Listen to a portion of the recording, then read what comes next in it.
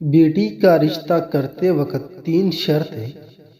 جب تم اپنی بیٹی کا رشتہ کہیں بھی کرنے لگو تو کبھی بھی 3 شرطیں مت رکھنا، ورنہ اس کی زندگی ایسی ہی گزر جائے گی اور کوئی بھی اس سے شادی نہیں کرے گا۔